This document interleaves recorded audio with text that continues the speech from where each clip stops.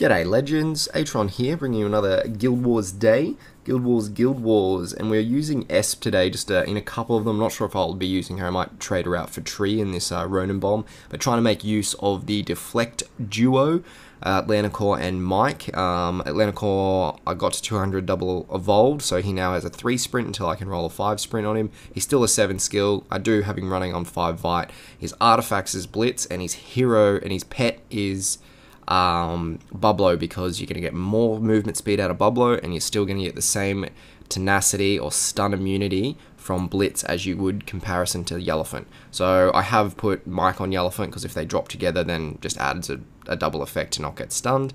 And then Esp is just sitting here. She is in 5 Vite, but that's just to make the demon hit a little harder. It might be worthwhile putting her in, I don't know, Doom Ballon or maybe War God Crest for this, but of course with Anubis we're going to be using Doom Ballon on him. So we might take her out depending on how hard the bases look, but I just wanted to showcase a couple of things which I think she might be able to be used for in this Guild Wars. So a bit of low targets today, only 246 being the lowest and I think 296 being the highest, so a good time to test out some stuff. Now we've got Waller here. He's on an Empower, so that's going to be interesting. So what happens if we just drop Waller when he gets to the top of that Empower? Or we'll drop AC, and then we'll drop Mike as well. Now he barely gets damaged because he's healing over the top, of course, but maybe what we want to try is racing the Atlanticore in and just seeing if there is that potential to affect some of the heroes in there. We might go in the bottom potentially because that Athene is there. So we're getting, well, yeah, it is an Athene. So what we'll do is we'll drop Mike and then we'll drop Yellowfant straight away. Sorry, Atlanticore, and we'll see how well that happens with them. Are they going to go in? He gets his proc off. Is everyone going to get some damage on him? Not sure who he's affecting. So it only killed the Athene in that regard. It didn't even kill the gunslinger. So that's all right, but it's just, it works a lot better when you're just tackling out those Athene. When the heroes are all squished like this, it's not always the best idea to do that, but it's definitely still plausible. What might be a better idea is if we'll drop Ronin and we'll see if we can do a little bit of cleanup afterwards with them. This is a bit risky because they're not generally, normally I would use a Rockno or I'd use any other hero realistically, then Atlanticore and AC. It's normally you want to be using the right hero combo. So with this as well, I've got the wrong troops, so not a big deal. But if that Athene goes off, oh, we're deep. So 53 got the town hall going on there, which is okay. So that is gone now, and now we're going to we'll do the same thing. We'll get rid of the Athene because she's just going to be annoying. We should be able to clean up just nicely anyway. So we're going to drop when Waller drops. We'll give everyone enough time to go in so they don't get slowed. So just after that, and then we drop both. He goes in, he procs. Not sure, Athene will probably die. Yep, she died. All those procs have stopped. Who died? I think Grim died that time. Gunslinger's still alive. So Athene and Grim died. So that's alright. So we've got 2 buildings over there. And we've got 1, 2, 3. Oh, this is interesting. The little quarries, they are being used for. So we've got some long distance people. So let's put down. This is going to be a bit different. Assuming I haven't got my normal squad going on. So we're going to go over here. We're going to put Anubis. I'm going to put Anubis in the corner actually. I want him to go first, and then Heartbreaker is going to go over here. She's going to clean up as many buildings as possible. And the thing about, well, I think he's going to die, and then he'll Doom Ballon, so that's alright. Not the greatest setup for that. Luckily it was an easy base, but we were just doing some showcasing there. We're just seeing what was going on. So, we'll move on to the next one and we'll see what happens there. So moving on to this second one here, we've got the same setup. We may change again.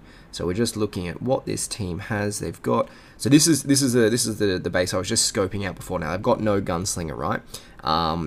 And what we're going to do is we're going to put Esp in first, and then we might follow in with Ronin after that, or we might do Ronin first, and we'll do Ronin first, and then the DD will still be able to be pulled from that position. So we'll do that, and I'll show you what I'm talking about when I think she's going to be able to be stackable, or cheesing, as you say, like when you get she is 8 stone skin, so she's a little bit heavier. She has got a Pyromage pet on her, or enchantment, and that means they're all ranged. So if you didn't know that the demon is actually slightly has a slight range to it, or the spirit has a slight range, so it's not a melee spirit, so it does sit back just a slight touch. Now in that cheesable moment, there's obviously going to be a few heroes that are, what's the word I'm looking for, that are going to be attacking it, and if you're melee, you're going to get that attack first, rather than if you're what's the word I'm looking for, ranged. And so with the pet, I'm thinking that it might be a nice little moment to do, what is it, like a Blade Knight, or actually have use for a Templar enchantment pet. Now generally I'm against that, but in this circumstance I think it actually might work. So let's just pull the DD if we can over here. We'll put S down, and now that's, there we go. So this is what I'm talking about here. We've pulled out the DD, he's got a Blade Knight on, but if you were using War God, which I don't recommend to be honest, but let's say if you're using Bulwark, because that seems like a more well-rounded talent, her proc can hit buildings, it can hit heroes. The Spirit's proc only hits targets, like enemies and troops and stuff like that. So while at the moment she has Angel, because I tested this out and the Spirit was slowly getting whittled down, you can have her stack. Maybe Doom Ballon might be better if, you know, you had more survivability in the Spirit, but for the most part, and I'm not sure if she's targeting heroes and then mostly just going back to those heroes. Like, the damage on the buildings is almost nothing there, right? You can see that it's barely anything. So, you know, using a Bulwark might be good for that sort of Guild Wars building destruction kind of thing, but besides that, nah. I would rather keep her as a tank, and then we'll go from there. So Mike might be killing himself, Atlanticore might be killing himself. We've got 40 seconds left on the clock. How's she going against a couple? Now the Spirit's dead, so that's fine, but so everyone's down. We've got a couple of buildings left, 28 seconds, 91%, so that's fine. Heartbreaker's going to go over there, and then Nubis will go up to the top. So just a little bit of an idea of her attack power on buildings. I think there might be some confusion out there of, you know, she's hitting 100 targets like Minnow, like 100 buildings. It's not the case. It's only, you know, I feel like she's tailored for Insane Dungeons and Insane Dungeon 8, where, you know, you can use her and Anubis and you can be hitting up to 200 enemies, and, you know, wiping the floor kind of thing. So anyway, we'll go on from the next one, see what the next base holds, and see if there's, you know, a little bit more you can take out of it. Alright, so I haven't scoped any of these top 3 targets. It was only the first 2 I scoped out when I went in. So, we've got a PD. So this is going to be really nice idea to see how we can stack. Now, do they have a gunslinger? They've got an Ares, they've got a Waller, they've got an Anubis. And the great thing about Rudolph and Atlanticore especially is the fact that his proc, it cannot be debuffed. It's not considered like a condition that can be removed or anything like that. So I'm pretty sure Grim can't remove it. No one can remove it. It's one of those unique abilities that doesn't have anything to do with that. So I want to try and get PD's energy up, and then I also want to try and stack on the PD and get everyone to kill themselves. So I think Espirita is going to be great for that, because slowly but surely, or Espirita may just kill all of the heroes, which is interesting. But again, that Espirita damage on those heroes is not coming from Espirita herself. It's coming from the demon, or the Spirit. So obviously this sucks, because Ares looks like he's got scatter along with some other stuff, so that's not working on that side. But same concept, we're trying to get PD's energy up, which is probably an easier way with just putting Ronin into the middle of that, and then hoping he dies really quick. So I'm not sure if there's any holes over here. Doesn't look like it, but we'll put Ronin on this side. Hopefully he goes in and dies really quickly to I don't know, anything in there, and then we can kind of have our stackable idea going on there. Or Ronin might be killing a lot of the base and the PD, to be honest. So energy up for PD. Yep.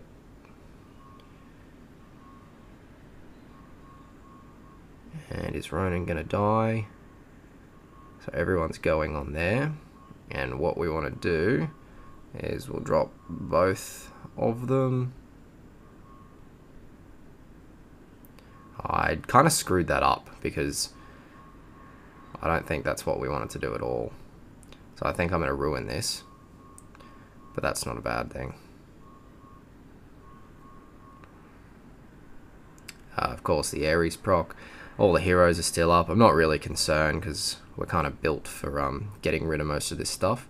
So we don't want to go in from the Ares side, so we might go in from this side with the Espirita. And just seeing. So obviously she's not flying, but the Spirit is flying. So you might be able to use that to your advantage for something. I'm not sure exactly what. But then, you know, he gets the buildings done, and when she heals, or when she procs, I think, or he might heal them both. The Spirit might heal them both. So, anyway, so we're just going to put Heartbreaker here. Wasn't the greatest combo, this one, I know, fair enough. And what I wanted to do with the stacking of PD was a failed attempt, but the theory was there in the end. We've got no one who's auto-procking anyway. Oh, yeah, besides Waller. No, that's Ares. That's alright. So, we're going to put Heartbreaker down, destroyed most of that stuff. Yeah. And then Anubis for the Doom Balloons. He'll hit it once, hit it twice, and who have we still got alive? There's got a couple of troops there. That's right. Anyway, that was not great. As I said, easy bases, and as you would have noticed, just at the end there, the quarry was not targetable, so it doesn't look like counted an actual building you can destroy. Interesting to note. Let's move on. Hopefully have a little bit more of an interesting run on this next one. So 268, a bit higher might, so I wonder how they're going to be going with everything there. So Waller's on in power, and that's about it, to be honest. Waller's on in power. Yeah, so I want to showcase this really quickly. Can you destroy the quarries? No, so the quarries can't be destroyed whatsoever. They're not destroyable, they just sit there and they're pretty. So that's interesting to note. That is confirmed. Quarries are not targetable buildings. They are not extra buildings. They will not save you from that couple of targets if you're getting minnow bombed. Much to everyone's disappointment, IGG his failure to hype up buildings, and then that was about it. Alright, so Mike, I suppose we're just going to drop him here, make sure there's no totems or anything there. Doesn't look like it, but we'll drop it. Yeah, we'll drop AC and then Atlanticore and we'll see what happens. So, looks like Skelly is going to off himself on almost one of them. So, God, I got so much health back from Waller. That was crazy. Absolutely crazy. So, we kind of want to wait until...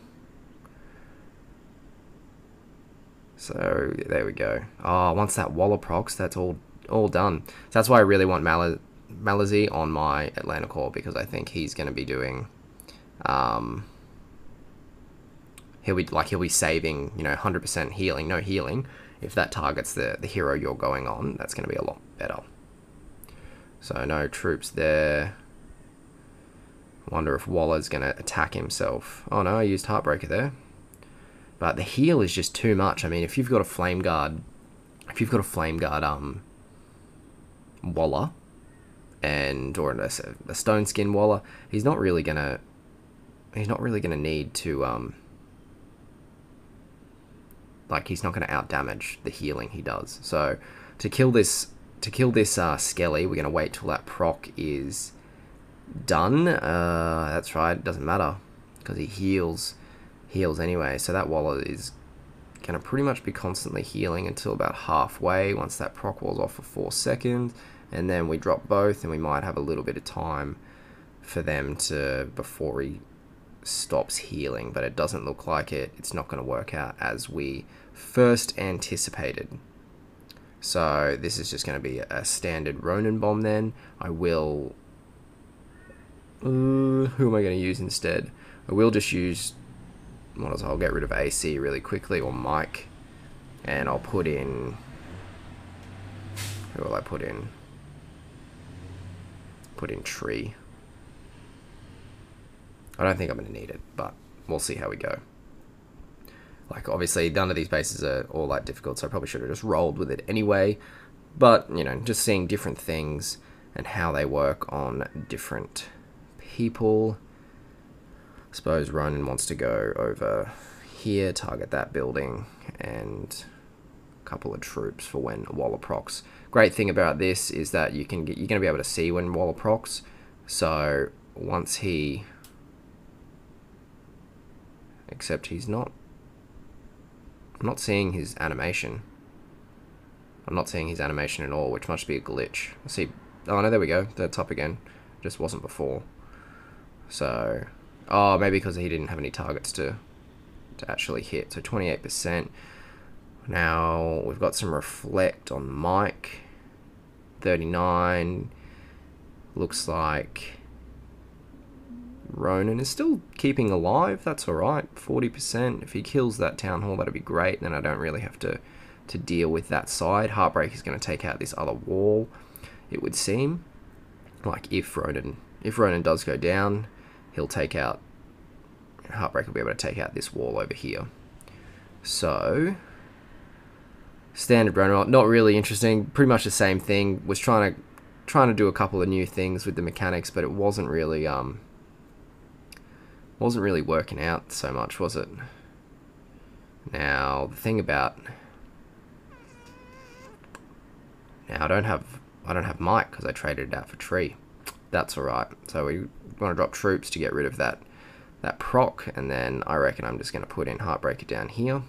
Get rid of the bulk of the buildings there. A minute 26, that's okay. Waller's going to proc again. Where am I going to put Anubis so he...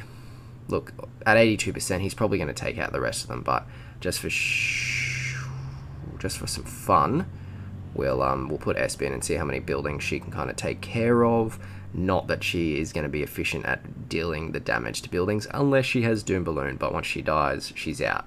So maybe, as I said, if you really want to put War God on her, I think it's only going to be niche for this exact example in Guild Wars. But aside that, I don't think it's going to be great. So, and we'll just put Anubis down. So that's done. One more proc, and that building over here will be dead. Yeah, cool.